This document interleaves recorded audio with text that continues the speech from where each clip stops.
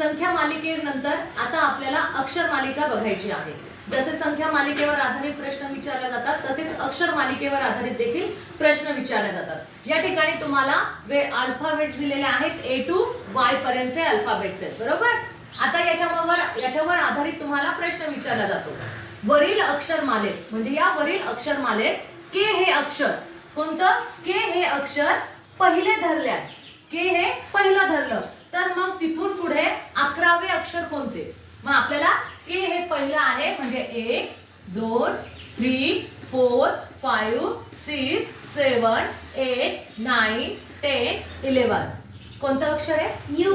You हे कितव्या नंबरचं अक्षर येतं?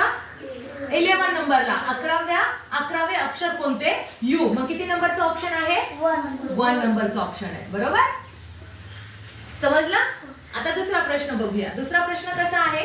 अक्षरमालेतील म्हणजे याच अक्षरमालेतील मधल्या अक्षराच्या डावीकडील मधल्या अक्षर, आता मधलं अक्षर कोणतं येतं बघा बरं। याच्यामधलं इकडून समान सोडायचे आणि इकडून समान सोडायचे, संख्या समान सोडायची आणि मग बरोबर मधलं अक्षर कोणतं येत असेल बरं?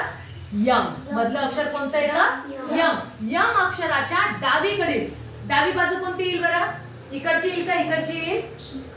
यस, इकडची बाजू ही डावी आहे आणि या डावीकडील चौथे अक्षर, मग हे मधलं आहे याच्यात चौथं अक्षर सांगा बरं कोणतं येईल? आय। कोणतं येईल? आय। अगदी बरोबर। आय हे अक्षर काय येईल? चौथे अक्षर आय येईल आणि कितवं ऑप्शन येईल मग हे? 4 नंबरचं म्हणजे 4 नंबरच्या पर्यायाला तुम्हाला काय करायचं आहे? गोल करायचं आहे। मग अशा प्रकारचे प्रश्न विचारले जातात। समजलं?